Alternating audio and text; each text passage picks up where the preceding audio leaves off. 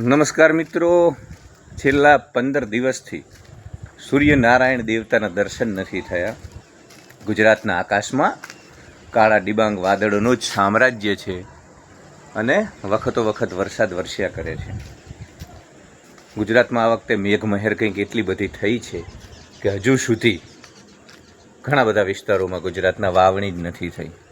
કેમ કે વાવણી થવા માટે જે વરાપ જોઈએ, વરાપ એટલે શહેરી દર્શકોને ખાસ કહી દઉં, વરાપ એટલે જમીનનું સુકાવું, મતલબ જમીન એટલી સુકાઈ જાય કે તમે કલ્ટિવેટ કરી શકો, ટ્રેક્ટરથી સુખરૂપ વાવણી કરી શકો, તો એ વરાપ જ નથી મળી રહ્યો.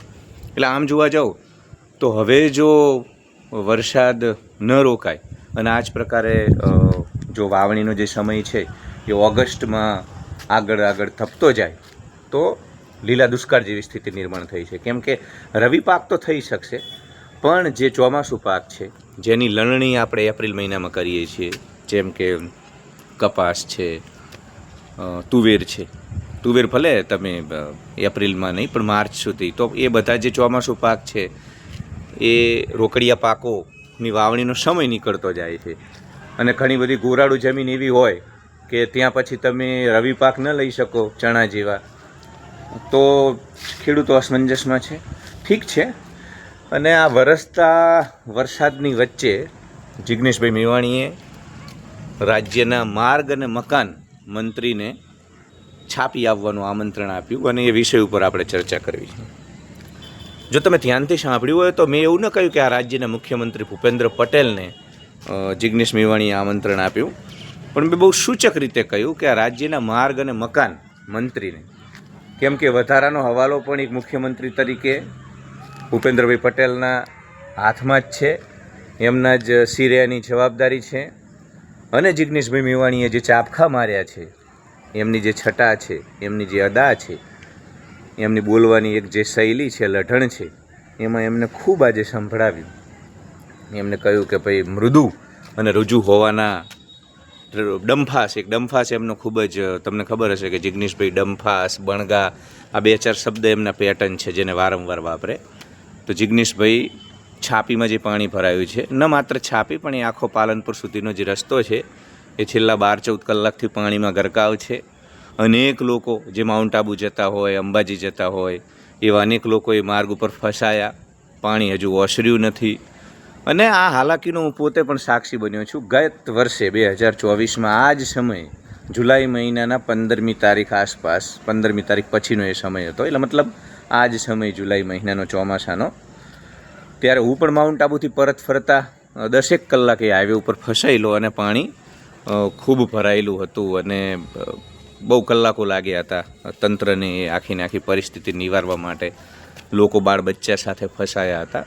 તો ફરી એક વખત એ જ પ્રકારના દ્રશ્યો આપણને જોવા મળ્યા કે લોકો બાળ બચ્ચા સાથે, પરિવાર સાથે ફસાયા. ઘણા બધાને ઘણી બધી હોસ્પિટલની ઇમરજન્સી હતી, સગર્ભા મહિલાઓ હોય, વૃદ્ધ માતા પિતા હોય, તો અનેક લોકોએ હાલાકી ભોગવી. અને એ વિસ્તારના ધારાસભ્ય તરીકે જિગ્નેશ મેવાણીએ મુખ્યમંત્રીને આડે હાથે લીધા અને એમને ત્યાં છાપી આવવા આમંત્રણ પાઠવ્યું અને કહ્યું કે તમે રુજુ અને સંવેદનશીલ હોવાની ડંફાસો મારો છો ને, તો આવો, આ લોકો અત્યારે તકલીફમાં છે, મુશ્કેલીમાં છે, તો તમારો રુજુ, તમારો મૃદુ અને સંવેદનશીલ સ્વભાવ ક્યાં ગયો?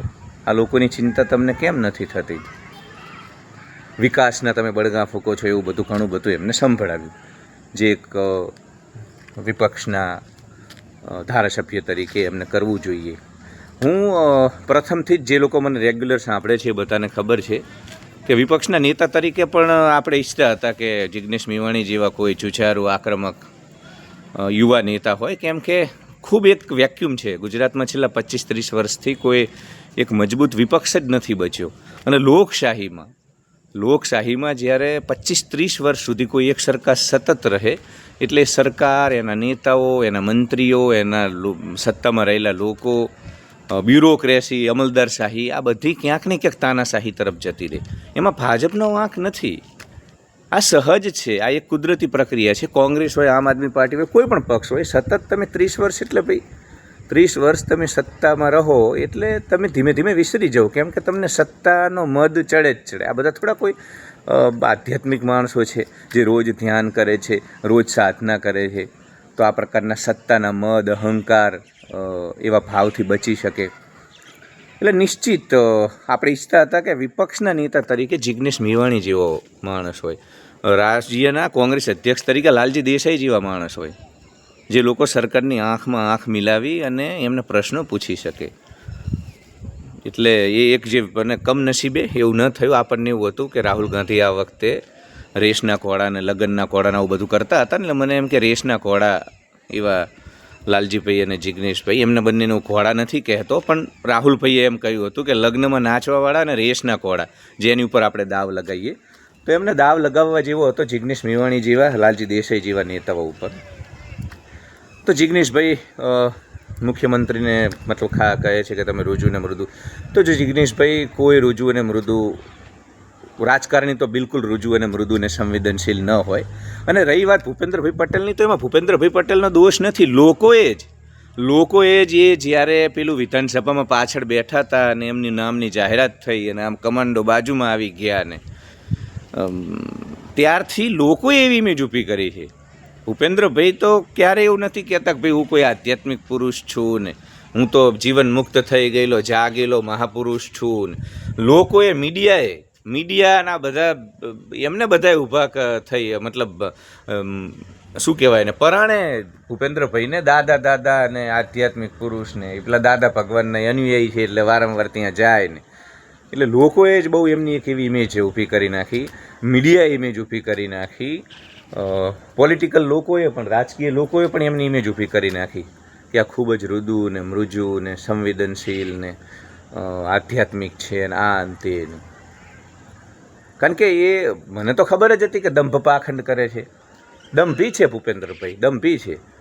કેમ કે તમે એક સરખા ભાવોમાં ક્યારેય ન રહી શકો. એ જે રુજુતા અને એ જે બધી વાતો છે એવું માણસ ક્યારેય ન રહી શકે. ખાસ કરીને જ્યારે આટલી બધી જવાબદારી હોય, રાજ્યની જવાબદારી હોય, ત્યારે સતત એનું શાલીન સૌમ્ય સૌહાર્દપૂર્ણ રહેવું પણ ખતરનાક છે. જ્યાં એમને નિર્ણય લેવા પડે, જ્યાં એમને આક્રમક બનવું પડે, રાજ્યનો વડો તો યોગી આદિત્યનાથ જેવો જ જોઈએ, હિમંતા બિસ્વા શર્મા જેવો જ જોઈએ. એટલે રુજુ ને મૃદુ લોકો છે ને એ બધા આધ્યાત્મિક જગતમાં હોય, પંથ સંપ્રદાયમાં હોય, તો ત્યાં એમની જરૂર છે. કેમ કે પંથ સંપ્રદાયનું કામ છે લોકોને મલમ લગાવવાનું. એ અલગ વાત છે કે એ લોકોને મલમ લગાવવાના બદલે ચૂનો લગાવી રહ્યા છે. એટલે આ પંથ સંપ્રદાયના લોકોમાં જેવું વ્યક્તિત્વ હોવું જોઈએ ને એવું રાજ્યના શાસકમાં એવી અપેક્ષા ન રાખવાની હોય. એટલે ક્યાંક ને ક્યાંક આપણો બધાનો દોષ છે, મીડિયાનો દોષ છે અને બધા લોકોએ એવું કૂટી બિહાર્યું.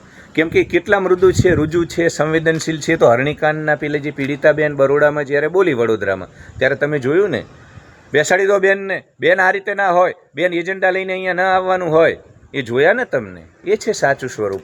અને એમાં એમનો દોષ નથી. સતો રજો તમો ત્રણેય ગુણોનું મિશ્રણ છે મનુષ્યમાં. અને ભૂપેન્દ્રભાઈ થોડા એલિયન છે, એ પણ હોમોસેપિયન. આહાર નિંદ્રા ભય મૈથુન કામ ક્રોધ લોહ મોહ મદ મત્સર, તમામ જે ગુણો મનુષ્ય પ્રકૃતિમાં વિદ્યમાન હોય એ ગુણોમાં તો એમનામાં પણ રહેવાના ને જિગ્નેશભાઈ. એટલે મૃદુ ને આ જે તમે જે આપણે રુજુ ને સંવેદનશીલ ને આ બધું છે ને, આ હિમાલયમાં સાધના કરવાની હોય ગિરનારમાં, તો આ પ્રકારની પ્રકૃતિ ચાલે.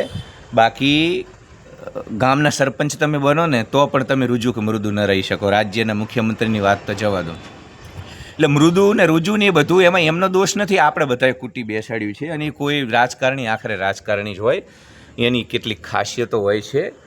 એટલે એ બધી અપેક્ષાઓ સંત મહાત્મા જેવી, નરસિંહ મહેતા જેવી, મીરાબાઈ જેવી, નામદેવ જેવી, તુકારામ જેવી એમની પાસે ન રાખવી. બીજી વાત જે તમે કરી કે ભાઈ એક વસ્તુ સાથે હું સહમત નથી. જિગ્નેશભાઈનો હું બહુ મોટો ફેન છું. હું વારંવાર કહી ચૂક્યો છું. જે લોકો મને રેગ્યુલર સાંભળે છે નિયમિત રીતે, બધાને ખબર છે કે હું જિગ્નેશ મેવાણી, ચૈતર વસાવા, ગોપાલ ઇટાલિયા, રાજુ કરપડા જેવા યુવા નેતાઓનો ખૂબ મોટો પ્રશંસક છું, શુભચિંતક છું એમનો. મને પસંદ છે આ લોકો. કેમ કે એમના કારણે વિપક્ષ બચ્યો છે થોડો ઘણો. જે પણ મૃતપ્રાય અવસ્થામાં ડૂચકા ખાતો જેવી પણ સ્થિતિમાં વિપક્ષ બચ્યો હોય તો આ યુવાનોના કારણે છે. બાકી કોંગ્રેસને એના નેતાઓ, એમના સેટિંગ, એમની ધંધામાં ભાજપના નેતાઓ સાથેની ભાગીદારી, એમના હિતો જળવાય એટલે એમને ચૂપ રહેવાનું છે, એમને બહુ સક્રિય નથી રહેવાનું, એ બધું નાટક આપણે જોઈ લીધા છે. અને હજુ પણ એવું જ થવાનું છે. એટલે જિગ્નેશ મેવાણી નિશ્ચિત લોકોના હૃદય સમ્રાટ છે. I am also big fan of Jignesh Mevani, એમાં કોઈ બેમત નથી. પણ આ સમગ્ર જે એ મુખ્યમંત્રીને પહેલાં તો આમંત્રણ પાઠવે છે, પછી આડા હાથે લે છે, એમાં ડમફાસ બણગા, ત્યારબાદ એક વાત કરે છે કે મુસ્લિમો પ્રત્યેનો તમારો દ્વેષ, એના કારણે તમે અહીંયા ફ્લાયઓવર બનાવ્યા અને તમે અહીંયા ધ્યાન, તો એ ખોટું છે.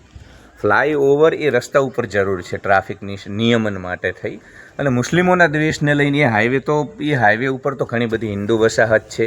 એ માત્ર છાપીનો પ્રશ્ન નથી, એ પ્રશ્ન પાલનપુર છાપીથી લઈ આગળના ઘણા બધા વિસ્તારોને એ હંમેશા ટ્રાફિક ને પાણી ભરાવાની સમસ્યા સ્પર્શે છે. તો એ થોડુંક જે એ વાત સાથે હું સહમત નથી.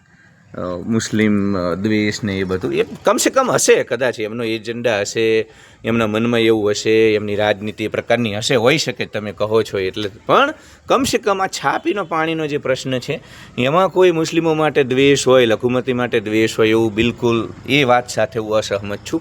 બાકી જે આક્રમક અંદાજમાં, જે તીખા મરચાની જેમ જિગ્નેશભાઈ હંમેશા સરકારને આડા હાથે લે છે ને, એ ખૂબ જ કાબિલે તારીફ છે. અને આ જ પ્રકારના એટીટ્યૂડ સાથે તમે સત્તાના મદમાં ચકચૂર બનેલી અહંકારી મગધના ધનાનંદ જેવી અહંકારી સરકારને પડકારી શકો. તો માર્ગ અને મકાન મંત્રીને એમને જે પ્રકારે સંભળાવ્યું અને ત્યાં આવવાનું આમંત્રણ પાઠવ્યું, એ બધું જ કાબિલે તારીફ છે. એક ધારાસભ્ય તરીકે એમના પોતાના વિસ્તારની જે ચિંતા કરે છે, 182 ધારાસભ્યની અંદર આ 2-4 વિરેલા ખૂબ જ એક્ટિવ છે, જે પોતાના વિસ્તારના લોકોના પ્રશ્નોના મુદ્દે ખૂબ જ સંવેદનશીલ છે. અને એમના કારણે આપણને લોકતંત્ર જેવું લાગે છે. કેમ કે વિપક્ષ વગર તમે લોકશાહી ન કહી શકો. એ ઉપર ભલે લોકશાહી લાગતી હોય, પણ એને તાનાશાહી જ કહેવાય, અમલદારશાહી જ કહેવાય. તો એમના કારણે વિપક્ષ બચ્યો છે. એટલા માટે ધન્યવાદ. Love you all. Like, share and subscribe.